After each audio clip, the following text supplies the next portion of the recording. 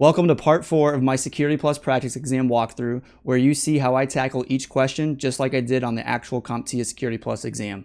In this video, you'll see my thought process to answer 20 realistic exam questions, all created using the CompTIA Security Plus exam objectives. Now, I don't want to waste any more time, so I hope you enjoy and let's go ahead and jump right into it. All right, let's go ahead and jump right into part 4 of the Security Plus 20 question practice exam. Let's do it. Question 1. You are the security analyst for a large online retail company. You receive an alert about a sudden spike in website traffic originating from a specific IP address range. Upon further investigation, you discover the following. The traffic is targeting the login page and appears to be automated. The attempted login credentials are invalid and seem randomly generated. The targeted IP addresses belong to a known botnet. Which of the following attack types is most likely based on the given scenario? We have A, denial of service attack, B, man-in-the-middle attack, C, credential stuffing attack, or D, SQL injection attack. Okay, so what's happening here? It's important to read all of the symptoms, and as I was reading it, at first, it was sounding like a denial of service attack, but some key things were pointed out, and that's traffic targeting a login page and login credentials being used. I would say that it's credential stuffing. Now, a DOS could be a side effect in this scenario, but the type of attack is credential stuffing. Now, you can use botnets for like a denial of service attack, but you can also do it for automated tasks as well. And credential stuffing in this situation, since it's targeting a login page, things like that, I would say that it is C. Let's see. Perfect. This attack involves using stolen credentials from one source to try them on other accounts. In this scenario, the attacker is likely using a botnet to automate attempts with stolen credentials on the login page, matching the characteristics of credential stuffing. Question 2. You're a security analyst investigating a data breach at a financial institution. Logs reveal unauthorized access to a specific server, but the attacker's origin is unknown.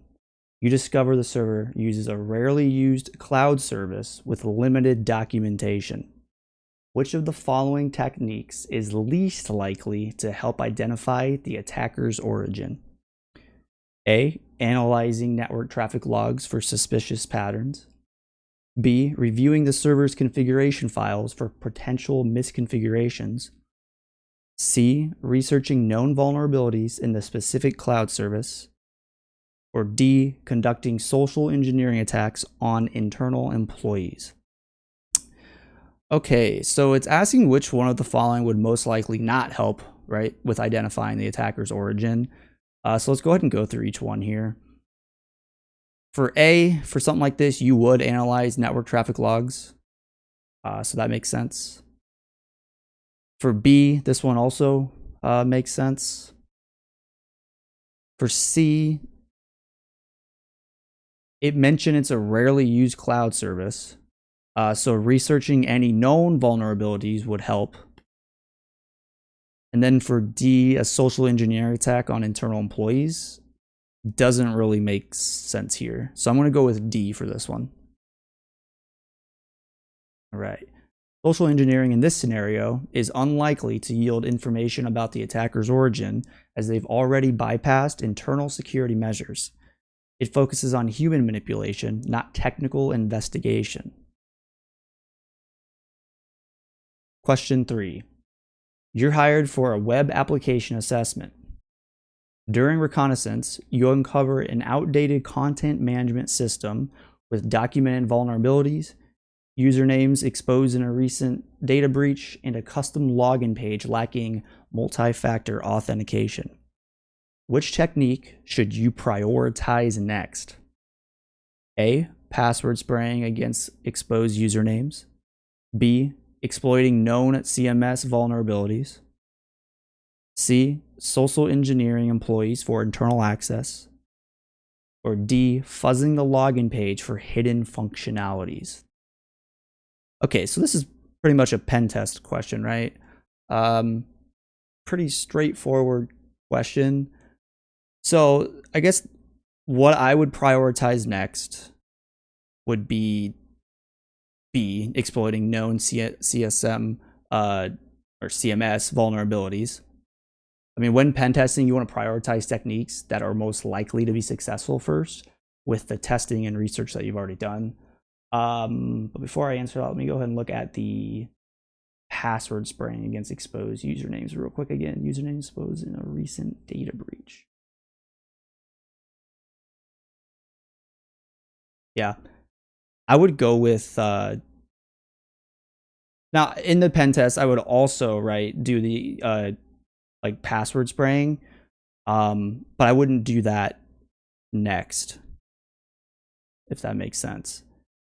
When there's documented vulnerabilities, you're going to take advantage of that in a pen test. So I'm going to go with B. Perfect. Wasn't so sure on that one. Exploiting known vulnerabilities in the outdated CMS is the most logical and efficient way to proceed based on the information provided.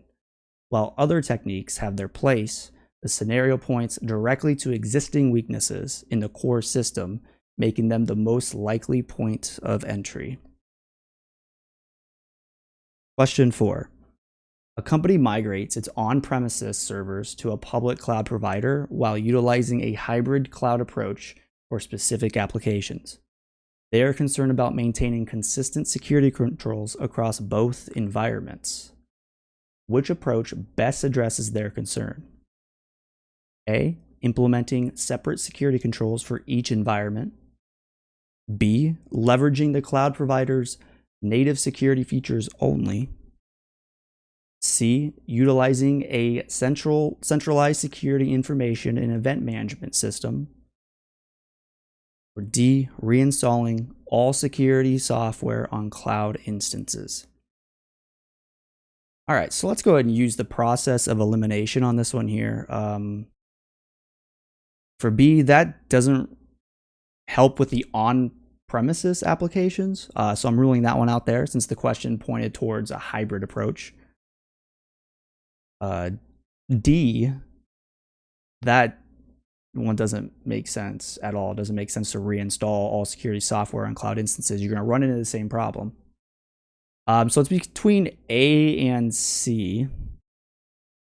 It could be A, but implementing separate security controls for each environment goes against consistency and would be very complex 99% of the time. Sometimes you have to do that, but there is a better answer, I would say. I'm leaning towards C. I mean, a SIM in this situation would maintain consistency on both environments, as it would allow for integration on both platforms, right? So I'm going to go with C. A SIM offers centralized logging and analysis across various environments, enabling consistent monitoring and threat detection regardless of deployment location, on-premises or cloud. This holistic view facilitates consistent security control application across the hybrid cloud infrastructure. Question 5. A company stores sensitive financial data on servers located in an on-premises data center.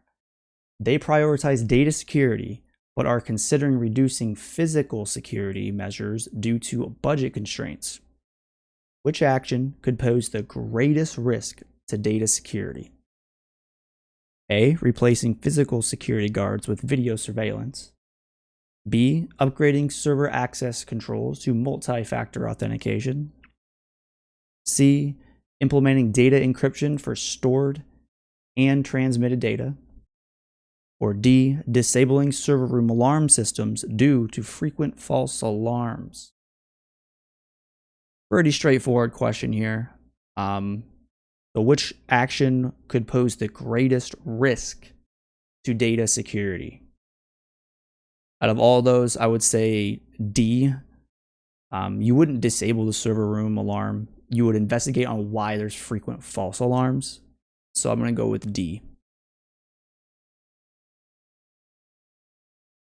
Disabling alarms removes a critical physical barrier and early warning system for unauthorized access attempts.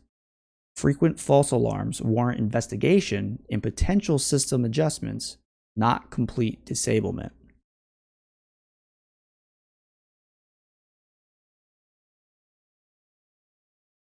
Question 6. A startup stores its sensitive intellectual property in a public cloud platform using a platform as a service model. They lack dedicated security personnel and are concerned about potential data breaches. Which solution best mitigates their data security concerns and helps protect data in this platform as a service environment? A. Implement endpoint detection and response software on all company devices. B. Conduct regular penetration testing of the cloud provider's infrastructure. C. Utilize the cloud provider's data loss prevention service. Or D. Hire a team of cybersecurity professionals for continuous monitoring. Okay, so let's use the process of elimination on this question here. The question is asking what the best way to protect sensitive data in a public cloud. With that said, I'm going to go ahead and rule out A. While it's great to have, this particular solution would not best mitigate their data concerns. Ruling out B, not a great option given this scenario, and sometimes you can't even do pen tests on cloud providers' infrastructures. They don't allow it. So ruling out B. Option C, option C seems like the best option so far. The cloud provider's built-in DLP solution would be a great way to mitigate their data security concerns. That seems like the best one so far. All right, ruling out D. Yeah, in this scenario, the meat of the problem is not with the lack of a team, but it's not having a way to safely protect company data. So I'm going with C here. I do want to point out, though, that a DLP solution is not a replacement for security personnel. But to answer the question, I think the best option with this, given the scenario, is C. Perfect. In a platform as a service model, the cloud provider manages the underlying infrastructure and platform, while the customer controls the deployed applications and data. In this scenario, the primary concern is protecting sensitive intellectual property stored within the platform as a service environment. The cloud provider's DLP service specifically monitors and controls data movement, preventing unauthorized data exfiltration, which aligns directly with the security concern. Question 7. A company migrates its internal file server to a software as a service solution, primarily concerned about data access control in compliance with industry regulations. They utilize a single administrator account for all users within the software as a service platform. Which of the following solutions best addresses the company's data access control and compliance concerns in the software as a service environment? A. Implement data encryption at rest and in transit within the SaaS program. B. Enable multi-factor authentication for the single administrator account. C. Utilize the SaaS provider's granular access control features to assign individual user permissions. Or D. Conduct regular penetration testing of the SaaS provider's infrastructure. Okay, I just want to point out, first of all, utilizing a single admin account for all users is just a terrible idea. But the question is asking what's the best solution to support access control and compliance concerns, right? Out of all of these options, only one truly satisfies access controls, and that's by utilizing the SaaS provider's built-in granular access control features. I mean, to get everyone away from using a single admin account, and it's also a requirement for a lot of the compliance standards. So I'm going to go with C here.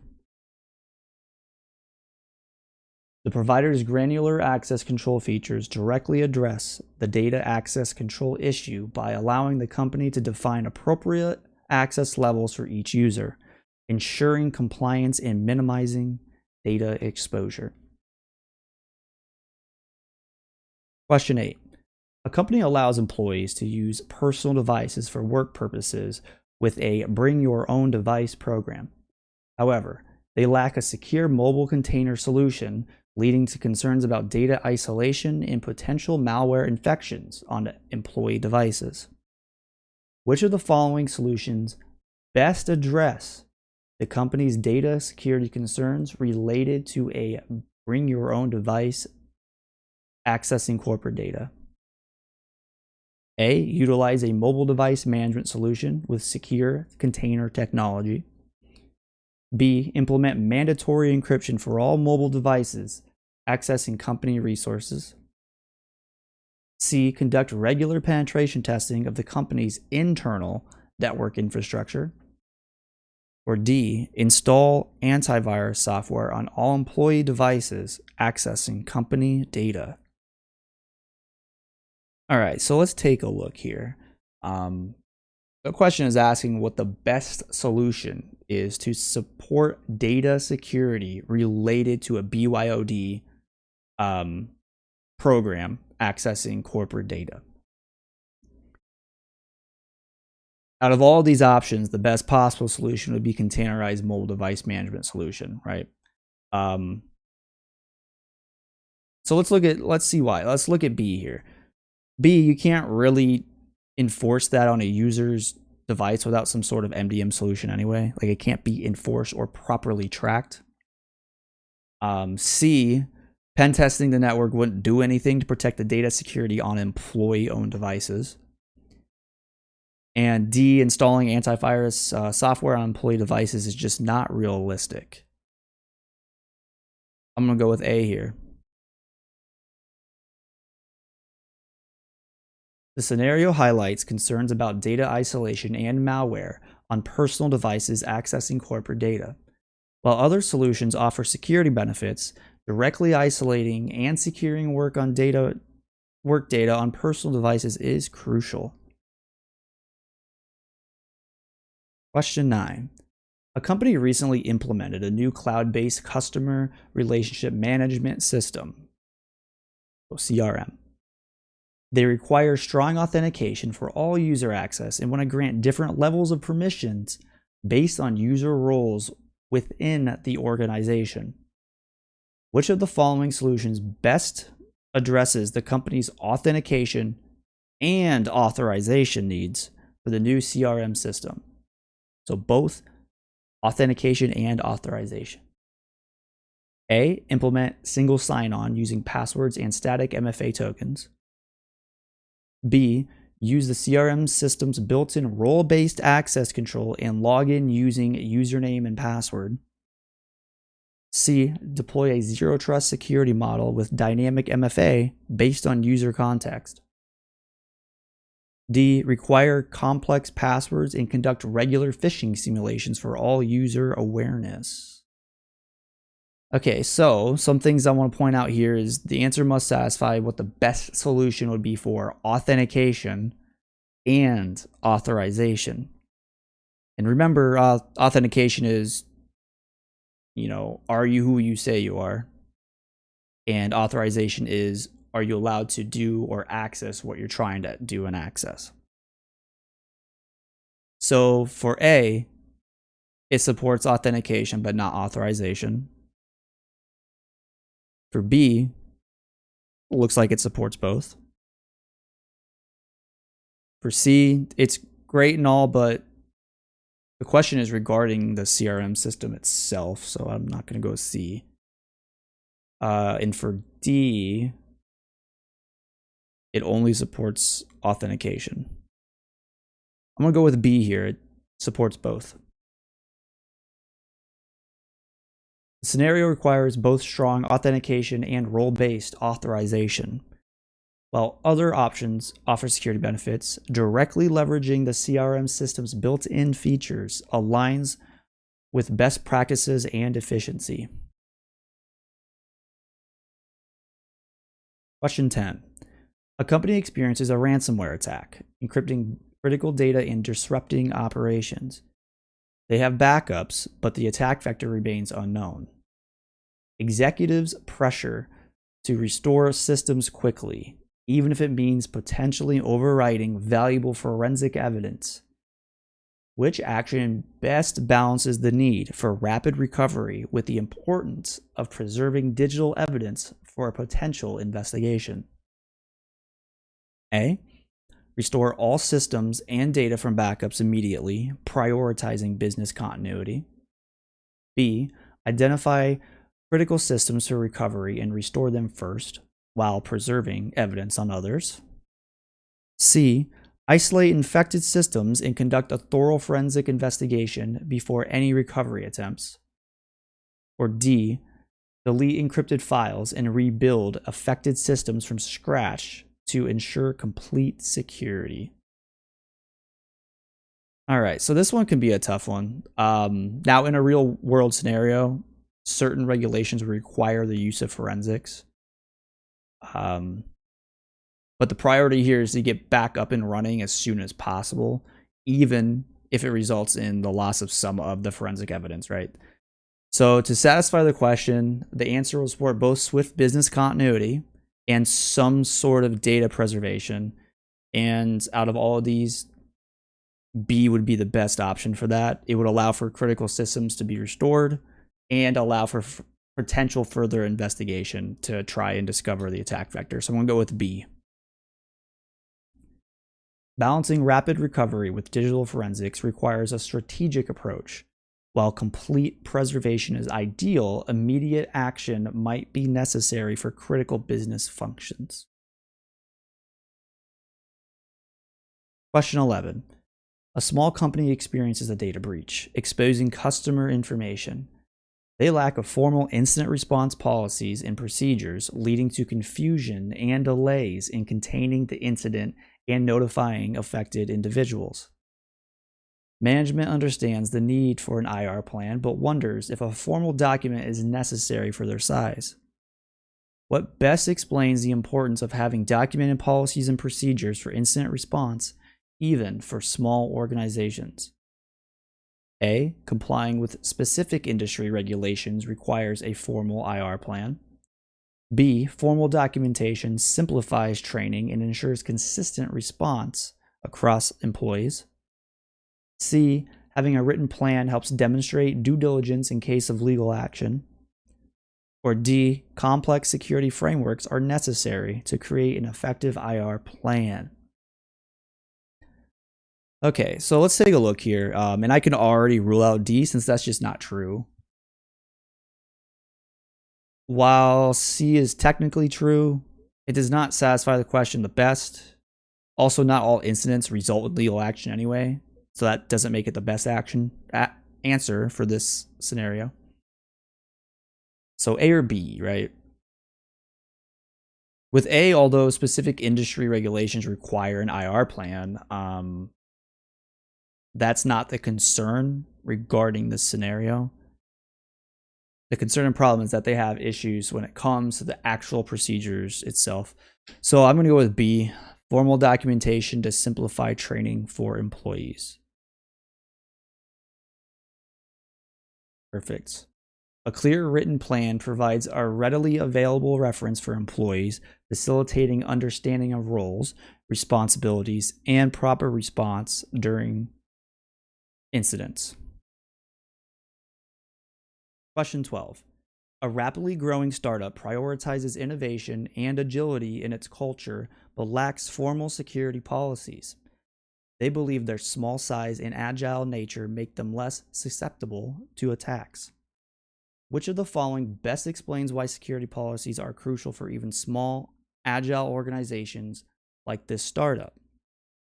A. Policies restrict employee freedom and hinder innovation within the company. B. Security software and technologies are sufficient to protect the organization without formal policies. C. Policies provide a clear framework for decision-making and consistent security practices across the company. D. Regulatory compliance mandates specific security policies for all organizations, regardless of size. So this is a very similar question to the last one.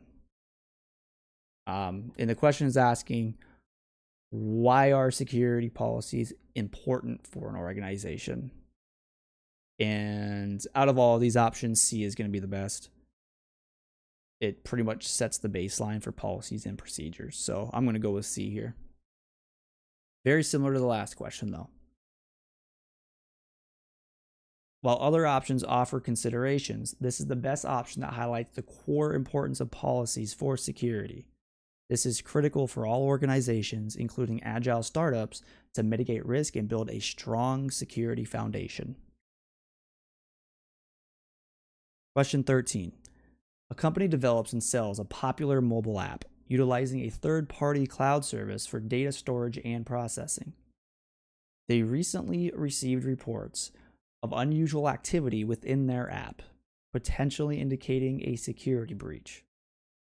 Which type of vulnerability is most likely to be the root cause of the suspected breach in this scenario, considering the information provided?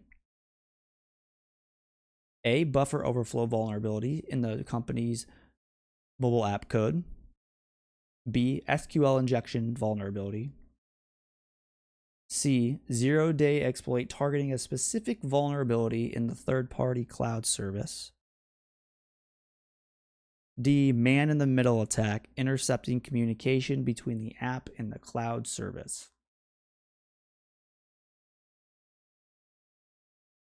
All right, so this is kind of a tough one. I'm leaning towards C. I'm going to go through each one here, though. So buffer overflows rarely happen in mobile apps. Mobile applications, the operating system, they're very nowadays good at handling like memory, things like that, to prevent buffer overflows. It still happens, but it's very rare in applications. SQL injections typically are done within web applications, not mobile applications. If it said web application, I would definitely choose B for this one. But it specifically says mobile application, and that's less likely for an SQL injection. And then there's nothing indicating a man-in-the-middle attack. And also with it being a mobile app, it's less likely. I'm going to go with C, zero-day exploit here. Now, we don't have a lot of information here to go off of, and actually that's kind of why I'm leaning towards that, right? I could be wrong. It could be B, but I'm going to go with C. Perfect. Zero-day vulnerabilities are particularly dangerous because they lack known patches and attackers can exploit them before vendors have a chance to address them. Question 14. A company uses a cloud-based file storage service for sensitive business documents.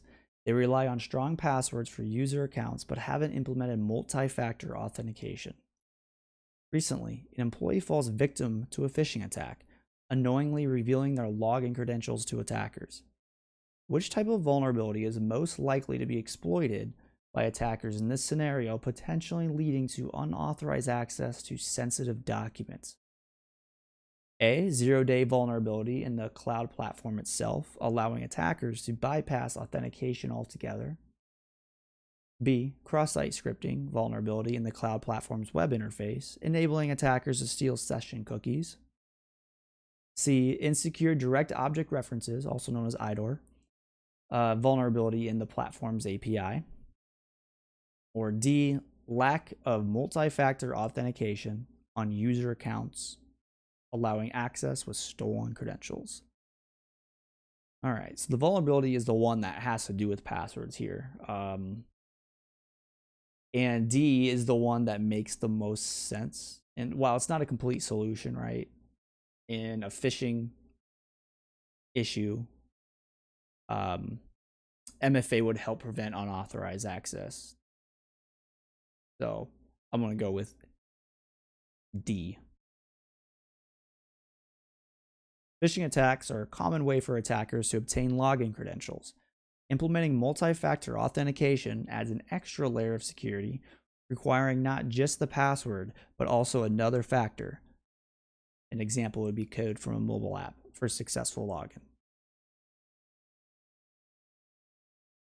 Question 15. A network administrator notices a sudden surge in network traffic originating from an unfamiliar IP address. The traffic is directed towards a specific server hosting a critical financial database. Which of the following observations is most likely to indicate a potential network attack in this scenario? A.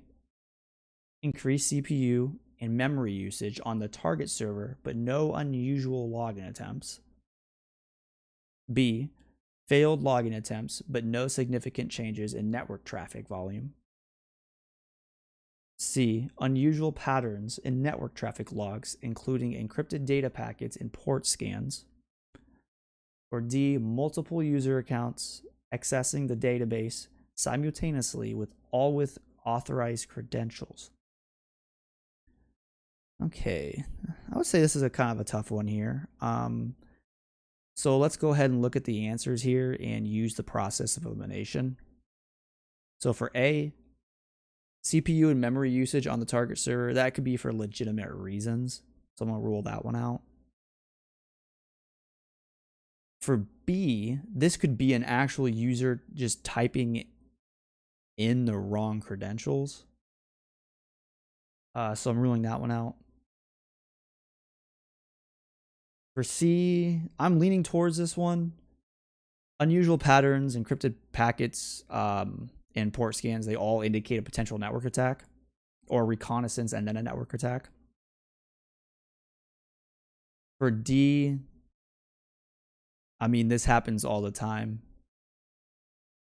That happens all the time, and I don't think it's malicious. So out of all these, I'm going to say C is the best option. I'm going with C.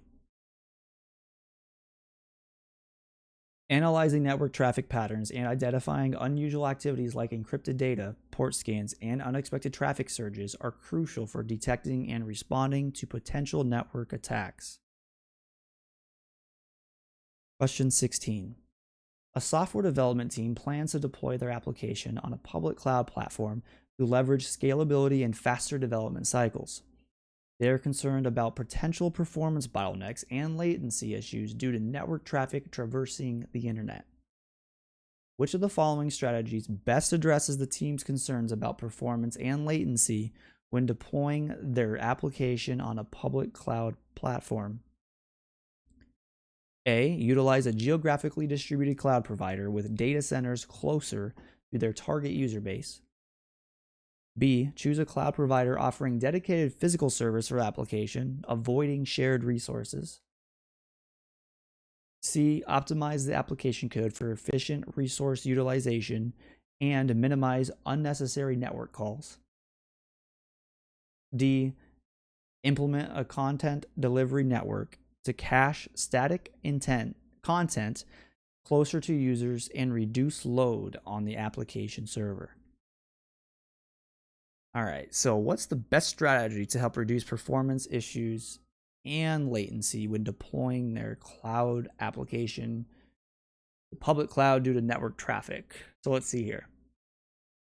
For A, closer data centers will help with latency, but they won't help with network traffic performance per se. B, dedicated cloud solution wouldn't necessarily fix a network traffic issue. I'm not going to go with that one. C, code optimization is important, and it can help with network traffic, but it won't help improve latency. Wouldn't think.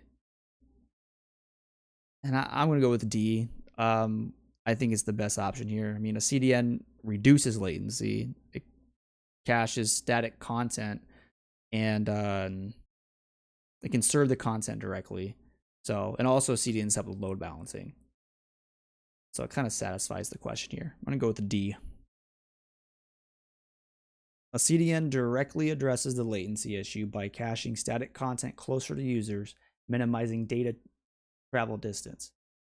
A CDN also specifically targets the network traffic issue. Perfect. Question 17.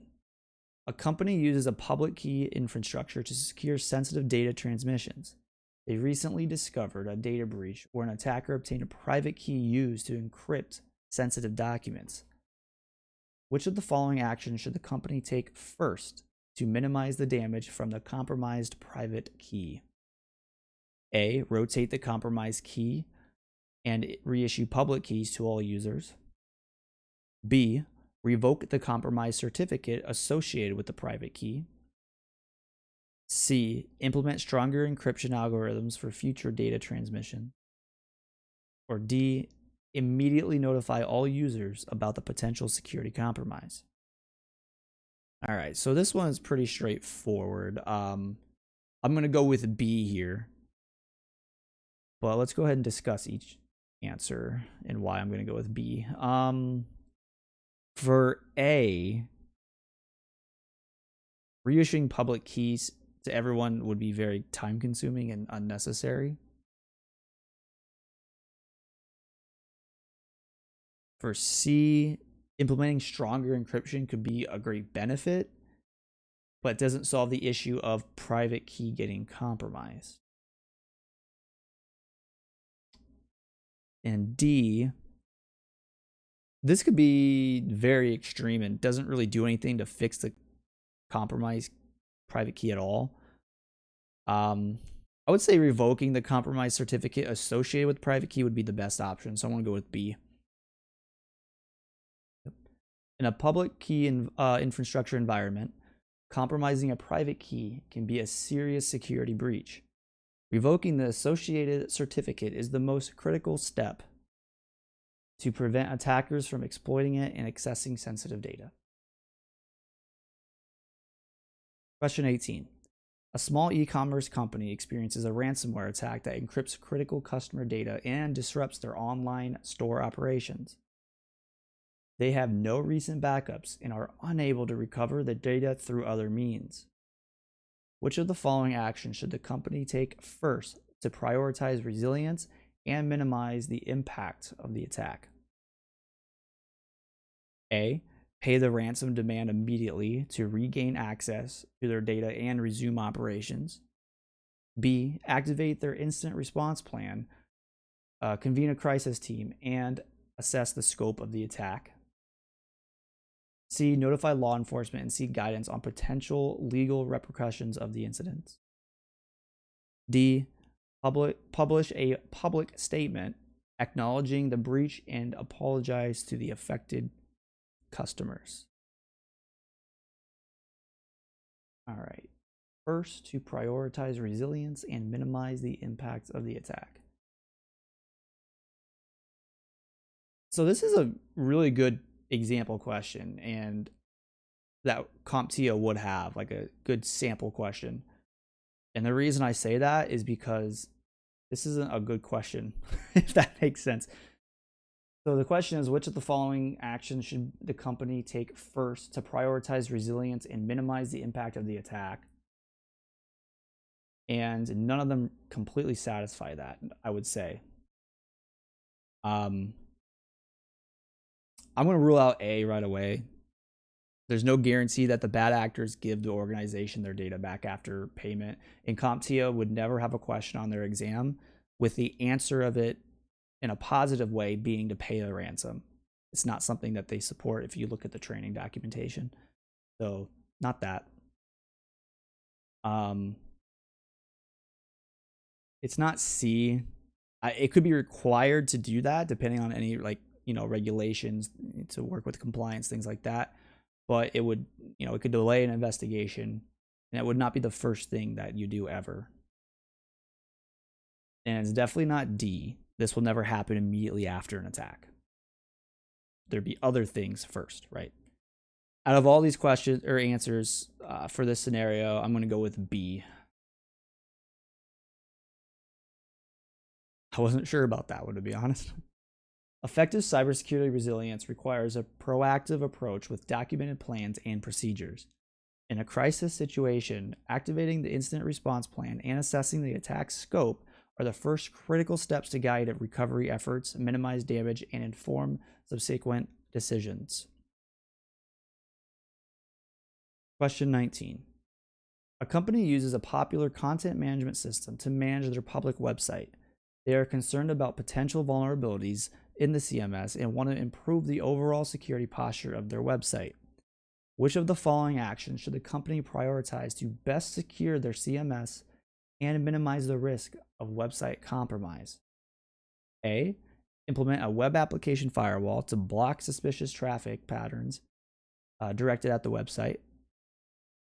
B. Disable unused features and plugins within the CMS to reduce the attack surface and potential vulnerabilities. C. Conduct regular penetration testing to identify and address any existing vulnerabilities in the CMS and website. Or D. Regularly update the CMS to the latest version and apply available security patches as soon as possible. So let's go ahead and go down the list here.